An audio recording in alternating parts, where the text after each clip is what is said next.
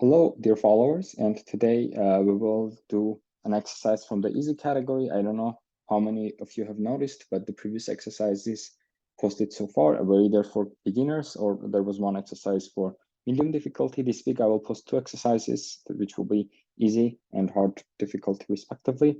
This exercise is an easy difficulty. We're going to write such a sequence of commands for 4 LED lights. And let me start right now.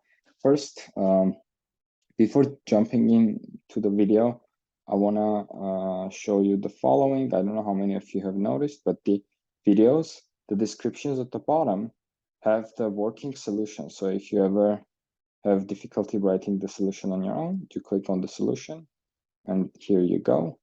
And also, if I ever do reference to another video, you can also come and click here and go watch the original video. So now let's start with the connection diagram. Let me dismantle this entire board. So we will do something a little bit similar to what we did for the breadboard exercise. I'm using 4 LED lights, a bunch of jumper wires, and the small breadboard.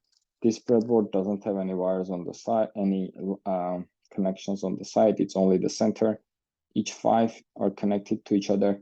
The central divider divides the upper and top and bottom parts. And let me start with the connection. So I'm going to take each LED. As you remember, they have short and long pins. The short pin corresponds to the minus, the long pin to the plus. So to have consistency in my connection diagram, I'm going to do the following. I'm going to always connect the shorter node to the left. Let me show you. See? Let me choose a good angle. This is the shorter node and the shorter pin, and it goes to the left. Let me leave a space of 2 lines so they fit properly. And again, shorter pin to the left. And again, the shorter pin to the left, the shorter pin to the left. Now for all 4, the left pin is the minus. I suggest that you always use, especially the more complex the project is, you have to use some type of like internal rules. So in the future, it's easier for you to know which pin is which without taking the wires out and checking by the eye. We don't have 4 GNDs, and by the way, I intentionally choose tedious exercises, tedious, time-consuming, so the kids have more work to do and learn. So I'm gonna do the following. This bottom, this top part of the breadboard, the very first line has 5 connections. I'm gonna connect one of them to the GND, and now the other 4 that are empty will also become GND. And this is how I'm gonna make the rest of the connections. First one goes to the left side, left pin of the first LED, and then the one more empty pin on that line goes to the left side of the second LED, and then the same thing for the third, and then the same thing for the fourth.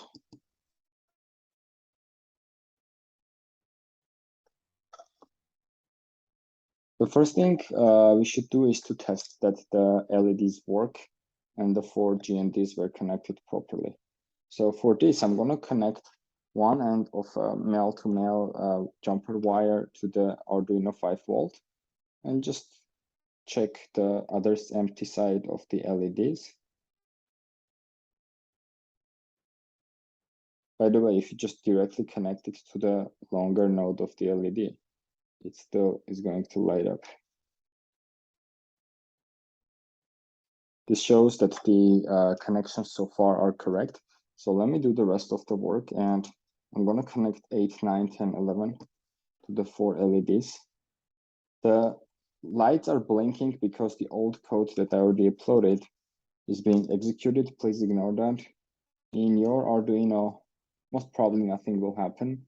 But if you have a previous code that's being executed from like previous exercises or something like that, then the lights might blink in different ways depending on what code is being executed.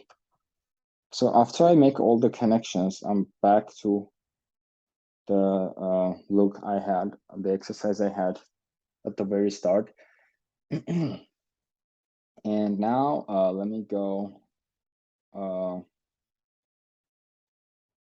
back to Arduino, and I'm gonna open a new file. I'm gonna make the video fit bigger so you can see what's happening while I'm coding. And the first thing I do, I always save the file. I'm gonna call this for LED Tech Diary Easy English.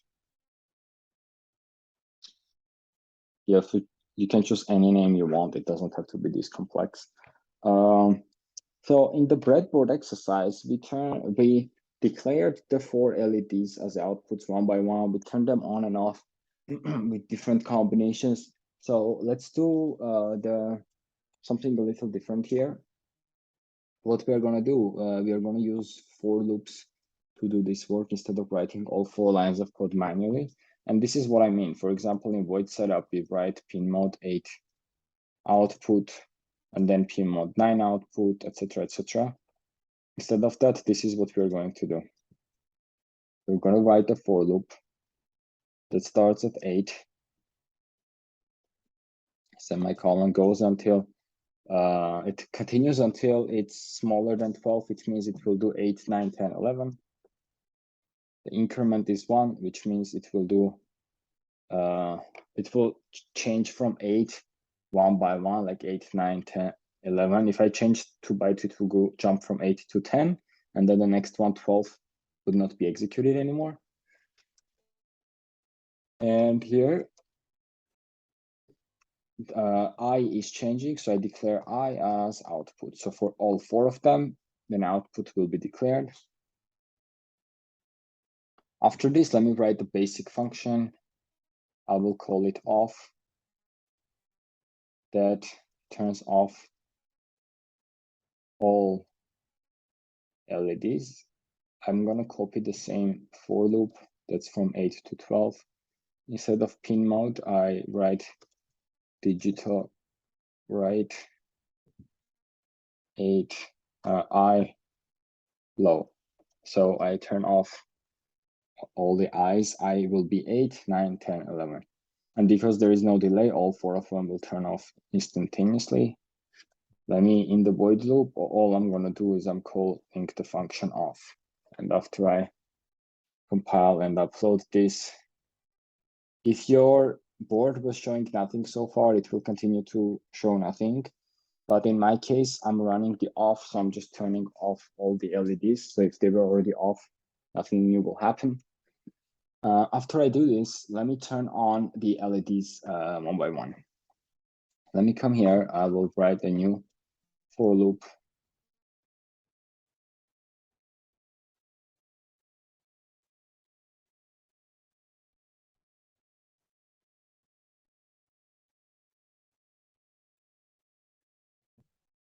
And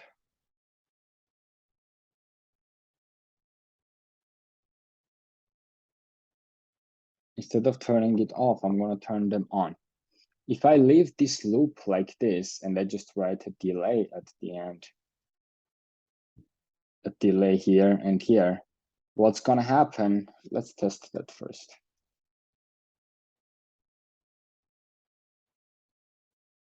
And actually, let me ask you, please pause the video here for a second and think. I have 2 options. I can put the delay here, or I can put the delay here. One is inside for loop, the other is outside. What's the difference between these 2? What will happen? Please think about it for a second. Well, pause the video, think about it for a second, and then continue it for the answer. The answer is the following. If the for loop, if the delay is inside the for loop, the lights will turn on one by one. if it's there, it's outside, all the lights will turn on instantaneously, and then they will wait until they turn off, and then all of them will turn on instantaneously. So let's see how it looks. So they will stay on for 500 milliseconds and then turn off for 1 second. So 500 milliseconds and then off for 1 second. And now if I move this delay inside the for loop,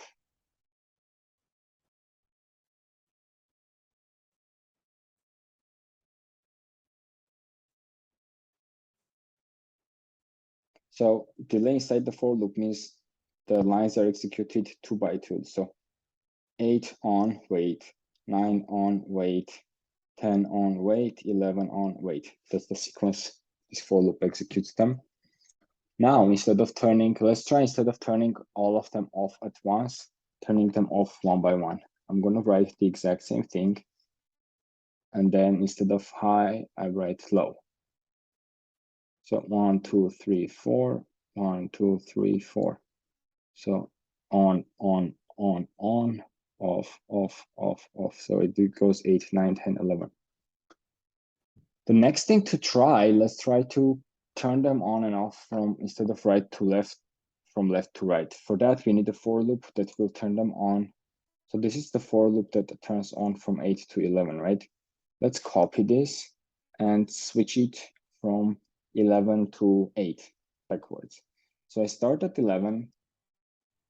I continue as long as I'm bigger than 7. So it will be 11, 10, 9, 8. And I decrease I incrementally by 1.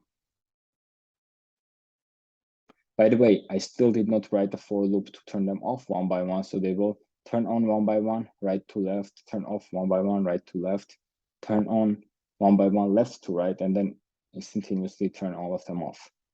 So right to left, right to left, left to right, and all of them off. Let's write the last for loop that will turn them off one by one.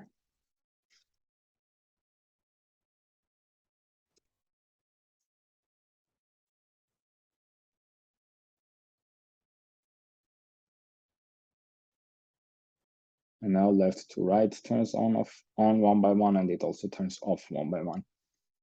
One last thing to do, let's change the speeds at which they do this. So let's turn on pretty fast. These 2 for loops are turning them on. I'll decrease the delays.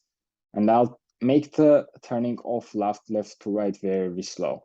So this one is 500, this one is 1000. It means it will turn off left to right slower than right to left. And let's see, turn on very fast, turn off slower, again, turn on fast and turn off even slower.